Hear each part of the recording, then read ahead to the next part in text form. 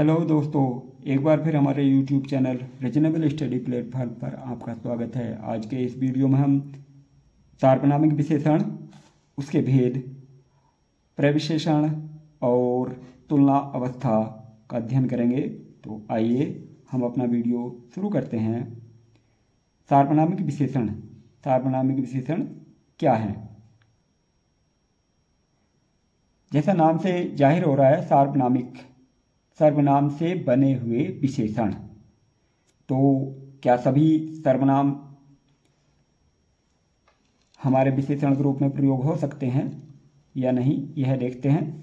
तो पुरुषवाचक और निजवाचक सर्वनाम को छोड़कर अन्य सभी सर्वनाम जब किसी संज्ञा से पहले आते हैं तब वह सार्वनामिक विशेषण कहलाते हैं। जैसे वह नौकर नहीं आया, तो वह नौकर नहीं आया, यहाँ नौकर से पहले वह का प्रयोग हुआ है, तो वह यहाँ सार्वनामिक विशेषण के रूप में है।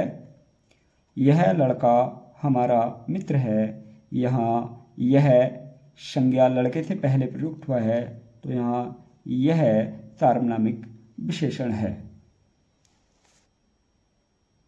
व्युत्पत्ति के आधार पर सार्वनामिक विशेषण दो प्रकार के होते हैं। पहला, मौलिक सार्वनामिक विशेषण। जब सर्वनाम अपने मूल रूप में संज्ञा से पहले आकर उसकी विशेषता बतलाते हैं तो उन्हें मौलिक सार्वनामिक विशेषण कहते हैं। जैसे नाम से ही जाहिर हो रहा है, मौलिक, मूल रूप से आने वाले सर्वनाम। तो जैसे यह घर, यह मूल रूप से सर्वनाम है और संज्ञा से पहले आया है। वह, कोई, कुछ, कौन, जो, ये शब्द मूल रूप से सर्वनाम है और ये संज्ञा से पहले आकर उनकी विशेषता बतला रहे हैं, इसलिए मौलिक सार्वनामिक विशेषण कहलाएंगे। कई बार परीक्षाओं में इससे संबंधित पूछा जाता है।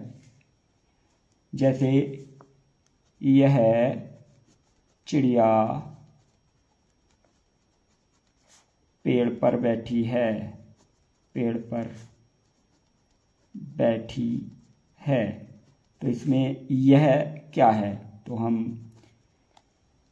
बताएंगे, क्योंकि चिड़िया एक संज्ञा है, तो संज्ञा से पहले जब यह प्रयुक्त हो जाते हैं तो ये सार्वनामिक विशेषण होते हैं और यह मूल रूप से विशेषण में बिना परिवर्तन किए प्रयोग किया गया है, इसलिए यह मौलिक सार्वनामिक विशेषण होगा। सार्वनामिक विशेषण का जो अगला प्रकार है वो यौगिक सार्वनामिक विशेषण है। तो यौगिक सार्वनामिक विशेषण किसे कहते हैं? सर्वनाम का रूपांतरित रूप जिसे सर्वनाम के मूल रूप में प्रत्यय लगाकर बनाया जाता है। तो सर्वनाम जो मूल रूप से सर्वनाम है उनमें प्रत्यय लगाने पर जो सर्वनाम बनते हैं या उनका जो रूप परिवर्तित होता है, हम उसे यौगिक सार्वनामिक विशेषण कहते हैं, जो संज्ञा से पहले आकर किसी भी संज्ञा की विशेषता बतलाते हैं।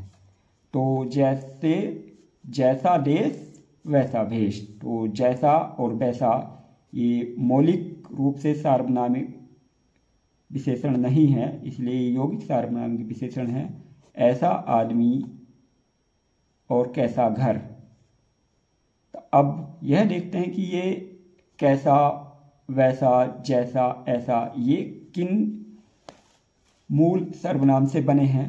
तो आइए हम इन्हें देखते हैं। यौगिक सार्वनामिक विशेषणों का जो निर्माण है वो किस प्रकार हुआ है, इनका देखते हैं। यह से बने हैं ऐसा, ऐसी, ऐसे, इतना, इतनी, इतने। वह से जो बने हैं वैसा, वैसी, वैसे, उतना, उतनी, उतने। जो से जो यौगिक सार्वनामिक बने हैं जैसा, जैसी, जैसे, जितना, जितनी, जितने।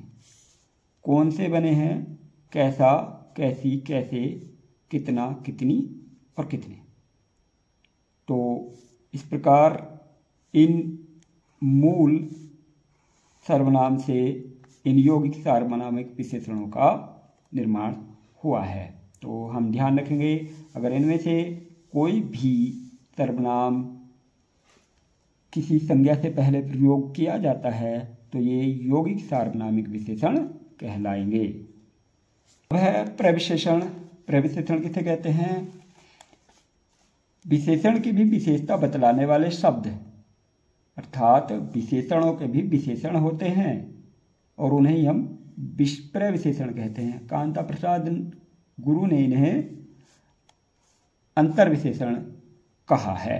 कभी कभी परीक्षा में पूछ लेता है अंतर विशेषण किसे कहते हैं, तो प्रविशेषण को कहते हैं। जैसे अर्चना अत्यंत सुंदर है, तो इसमें सुंदर विशेषण है जो अर्चना की विशेषता बतला रहा है, परंतु सुंदर की भी विशेषता अत्यंत बता रहा है, इसलिए यहाँ अत्यंत प्रविशेषण है। रवि अत्यधिक मेधावी छात्र है। मेधावी छात्र की विशेषता बतला रहा है और मेधावी की भी विशेषता कौन बतला रहा है? अत्यधिक। तो अत्यधिक है, अत्यंत है, अति है, बहुत है, ये शब्द प्रविशेषण हैं। विशेषण की रचना किस प्रकार होती है, आइए थोड़ा नज़र डालते हैं। विशेषण के रूप में निम्नलिखित स्थितियों में परिवर्तन होता है। जैसे पहला, रूप रचना की दृष्टि से विशेषण विकारी और अविकारी दोनों होते हैं। अविकारी विशेषण के रूप में परिवर्तन नहीं होता। जो अविकारी विशेषण होते हैं उनके रूप में कभी भी परिवर्तन नहीं होता, ये मूल रूप में बने रहते हैं, इसलिए इन्हें मूल विशेषण भी कहते हैं। जैसे लाल, सुंदर, चंचल, गोल, भारी। कुछ विशेषण संज्ञा में प्रत्यय लगाकर बनाते हैं, कई बार इनसे संबंधित प्रश्न पूछ लेता है।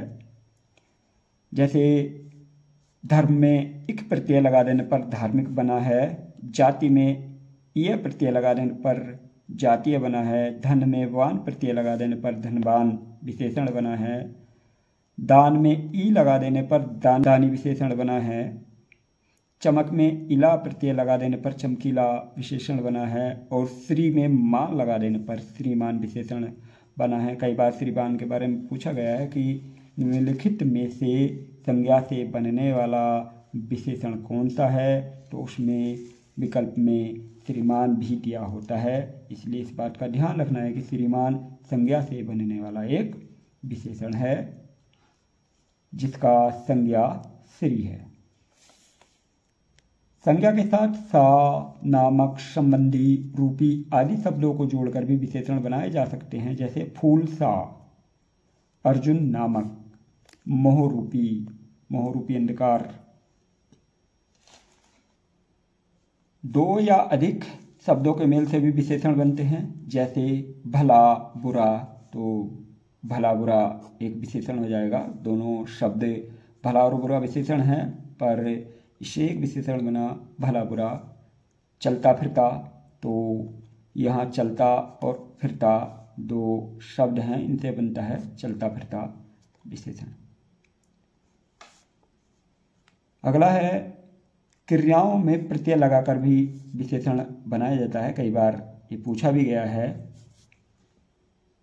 पूज प्लस न्याय, तो यहाँ मूल धातु के रूप में पूजना में जो पूजना क्रिया है उसकी मूल धातु पूज और उसमें अन्य प्रत्यय लगाया गया है, तो पूजनीय ये विशेषण होगा।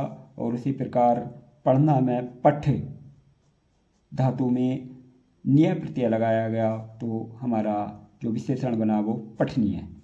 अव्यय में प्रत्यय लगाकर भी विशेषण बनाया जा सकता है। जैसे बाहर में ई लगाया गया है तो बाहरी प्रत्यय बना है, जबकि बाहर एक अव्यय है और उसमें ई प्रत्यय का प्रयोग हुआ है। बाहरी एक विशेषण बना है। अंदर में अंदर और उसमें ऊनी प्रत्यय लगाया गया है, तो अंदरूनी एक विशेषण है, जबकि अंदर एक अव्यय शब्द है। तुलनात्मक विशेषण किसे कहते हैं, आइए तुलनात्मक विशेषण के बारे में समझते हैं। दो या दो से अधिक वस्तुओं की विशेषताओं के मिलान को तुलना कहते हैं। दो या दो से अधिक जो वस्तुएं होती हैं उनके गुणों को या उनकी विशेषताओं का मिलान करने को ही हम तुलना कहते हैं। और इस कार्य को दर्शाने के लिए जिन विशेषणों की आवश्यकता पड़ती है उन्हें हम तुलनात्मक विशेषण कहते हैं। इसकी 3 अवस्थाएं होती हैं, पहली मूलावस्था, दूसरी उत्तरावस्था और तीसरी उत्तम अवस्था। तो मूलावस्था इस प्रकार हो सकती है, उच्चतर इसकी उत्तर अवस्था है और उच्चतम उत्तम अवस्था है। उसी प्रकार सुंदर की मूलावस्था सुंदर है और इसकी उत्तरावस्था सुंदरतर है और इसकी उत्तम अवस्था सुंदरतम है। हमारी किताबों में ये दिए हुए हैं, इसलिए हमें इन्हें एक बार ज़रूर देख लेना चाहिए, क्योंकि कभी कभी परीक्षाओं में इससे संबंधित प्रश्न पूछ लेते हैं। तो आइए, पहली है मूल अवस्था। इसमें तुलनात्मक रूप नहीं होता, इसमें केवल एक ही संज्ञा या वस्तु के गुण या दोषों का वर्णन होता है। जैसे रमा छोटी है, रमा अकेली है यहाँ, और उसी के गुण दोष का वर्णन हो रहा है। जयशंकर प्रसाद एक श्रेष्ठ कवि हैं, यहाँ भी जयशंकर प्रसाद के गुण और दोष का वर्णन है कि वह श्रेष्ठ हैं, तो उनके गुणों का वर्णन है। अगला है उत्तरावस्था। इसमें 2 व्यक्ति या वस्तुओं के गुणों या दोषों की तुलना होती है। इसमें 2 व्यक्ति होते हैं, तो जैसे मेरा विद्यालय आपके विद्यालय से उच्चतर है, तो मेरा विद्यालय और आपका विद्यालय, यहाँ मेरे विद्यालय और आपके विद्यालय की तुलना हो रही है। उच्चतर का मतलब ऊंचा है। घोष बाबू घनश्याम से अधिक ईमानदार हैं, यहाँ घोष बाबू और घनश्याम की ईमानदारी के बीच तुलना हो रही है, तो हमें इसकी जो उत्तर अवस्था होगी वह अधिक ईमानदार होगा। अगला है उत्तमावस्था। उत्तमावस्था, इसमें 2 से अधिक व्यक्ति या वस्तुओं के गुण दोषों की तुलना की जाती है। जैसे हमारे कॉलेज में नरेंद्र सबसे अच्छा खिलाड़ी है, तो हमारे कॉलेज में नरेंद्र सबसे अच्छा खिलाड़ी, सभी खिलाड़ियों में या सभी छात्रों में नरेंद्र सबसे अच्छा है, इसलिए यहाँ सबसे अच्छा लगाया गया है और यहाँ उत्तम अवस्था है। माउंट एवरेस्ट संसार की सबसे उच्चतम चोटी है, यह माउंट एवरेस्ट विश्व की जितनी भी चोटियाँ हैं उन सब में उच्चतम है, सबसे ऊंची है, इसलिए यहाँ उत्तरतम अवस्था का प्रयोग हुआ है। यहाँ 2 से अधिक की तुलनाओं का वर्णन होगा, तो वहाँ उत्तम अवस्था होगा। इसे हम इस प्रकार से ध्यान रख सकते हैं कि जहाँ एक ही वस्तु के गुण दोषों का होगा वहाँ मूलावस्था होगी, जहाँ 2 वस्तुओं की तुलना होगी वहाँ उत्तरावस्था होगी, और जहाँ बहुत सारी वस्तुओं की तुलना होगी या बहुत सारी वस्तुओं में किसी एक को श्रेष्ठ दिखाना होगा वहाँ उत्तम अवस्था होती है। इसकी जो मूल अवस्था होती है वह जैसे सुंदर है, तो इसकी उत्तरावस्था उससे सुंदर भी हो सकता है और उत्तम अवस्था सबसे सुंदर भी हो सकता है, सबसे भी लगा सकते हैं उत्तम अवस्था में और उससे अधिक भी लगा सकते हैं उत्तरावस्था में। तो हम इन बातों का भी ध्यान रखेंगे। तो आइए परीक्षा संबंधी महत्वपूर्ण प्रश्न देखते हैं जो हमें आने वाली परीक्षाओं में बहुत महत्वपूर्ण होंगे। आकाश से बनने वाला विशेषण क्या है? आकाश एक संज्ञा है और इससे बनने वाला विशेषण, इसमें ईय प्रत्यय लगा देंगे तो इसका जो ईय प्रत्यय लगाने के बाद हो जाएगा आकाशीय। आकाशीय इसका विशेषण हो जाएगा। भारत की सबसे लंबी नदी गंगा है, इसमें सबसे क्या है? तो जो सबसे है पूछा गया कि सबसे क्या है, यहाँ अवस्था नहीं पूछी गई, इस चीज़ का ध्यान रखना है। इसीलिए यहाँ हमें देखना है कि लंबी हमारा विशेषण है और विशेषण की भी विशेषता बतला रहा है कि सबसे, तो सबसे है यहाँ पर प्रविशेषण, प्रविशेषण।